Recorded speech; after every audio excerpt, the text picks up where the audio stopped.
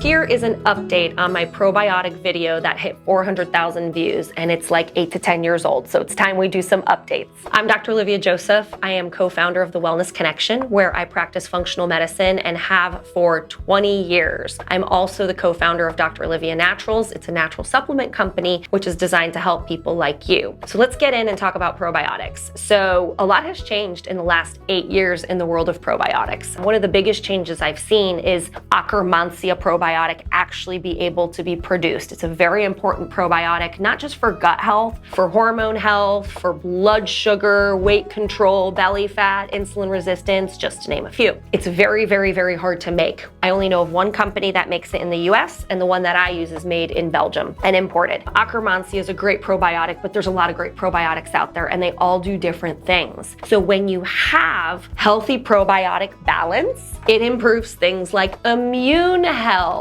It improves things like urinary tract health, bowel health. So it's really useful for things like chronic yeast infections, UTIs, bacterial vaginosis. It's used for IBS, IBD, constipation, diarrhea, bloating, SIBO. Now, the one thing is if you do have SIBO or small intestinal bacterial overgrowth, you gotta be careful. You can't take every probiotic out there. Sometimes good bugs like probiotics can become food for bad bugs like SIBO. So when we know somebody does have SIBO or small intestinal bacterial overgrowth, we do stool testing to actually see the entire environment of the gut. We know when somebody has SIBO, we gotta be careful with which probiotics we give them. We don't wanna use multi-strain or high-dose probiotics. Just to circle back, Saccharomyces boulardii would be a great one to use if you have SIBO. S. boulardii would be a great probiotic to use if you're on antibiotics or if you have diarrhea. It helps prevent C. diff from antibiotics, just to give you a little heads up on that. Another thing that has happened since my video is spore-based probiotics have been manufactured. Now, I am a fan of spore-based probiotics. What a spore-based probiotic is gonna do is it's gonna go lower into the intestinal tract. The one thing you need to know is spore-based probiotics are not intended to be taken long-term. You're supposed to go on them for a period of time, off of them, on them for a period of time, off of them. They're not intended for long-term use. And I do like to rotate my probiotics. I see people that get the cold and flu every year. I put them on immune boosting strains of probiotics to prevent cold, flu,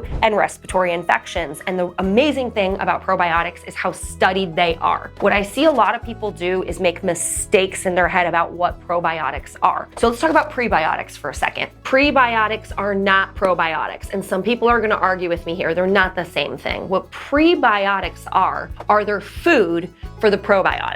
If you eat fermented food and you get bloated, there's probably a good chance you have SIBO or small intestinal bacterial overgrowth. But if you are in the habit of eating fermented foods and all you really need is about a tablespoon a day, what you're doing is you're feeding your probiotics. So in theory, your probiotic flora will increase if you're eating fermented foods. And I say in theory, because when we see people with very specific strains that are very, very low, we do not see the needle move enough with fermented foods. So I get a question a lot about certain diets improving gut health and healing things like leaky gut. Can a GAPS diet, can a FODMAPs diet, can an autoimmune paleo diet? Those diets are very, very useful, but they're not going to heal a digestive tract that's significantly out of balance. If you have low enzyme production, if you have high fecal fat, if you have overgrowth of bad bugs, if you're low on probiotics, you have low immune function or too high of immune function, you have leaky gut, you have inflammation in the bowel, you have low short chain fatty acids, I promote a healthy diet. I promote prebiotic rich foods. I promote diets that are designed to lower inflammation and heal the gut. But what I will tell you clinically, I've been doing stool analysis for at least 15 out of my 20 years in practice. I've seen a lot of tests. I've seen a lot of crazy stuff that I would not have predicted. But what I know is that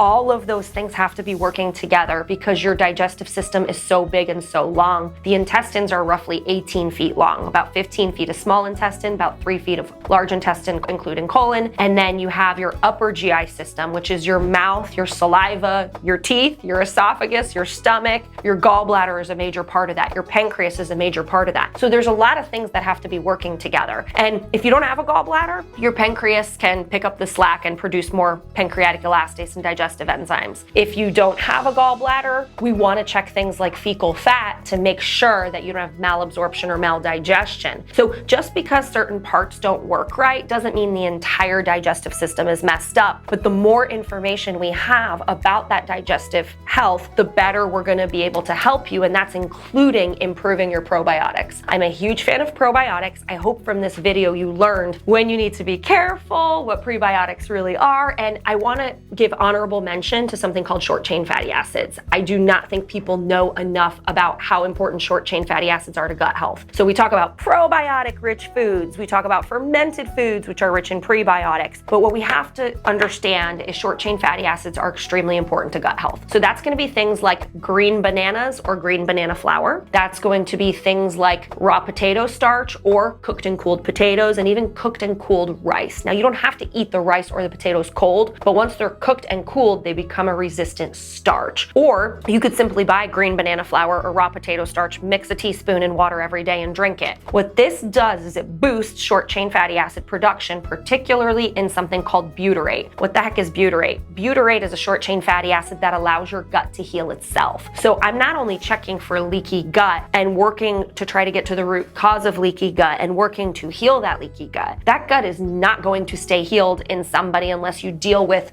the rest of their intestinal environment, such as their enzymes. You got to get rid of the bad bugs, and you have to make sure they have enough short-chain fatty acids so that when their gut is attacked, you can heal on your own. So if you're watching this video, you're either looking for an update on the information that I put out a long time ago, or you're wanting to learn more about gut health. Well, if you are struggling with gut health and identifying what the root cause is, feel free to reach out to the Wellness Connection. Myself or somebody on my functional medicine team would be more than happy to work with you in person or virtually. We work with people all over.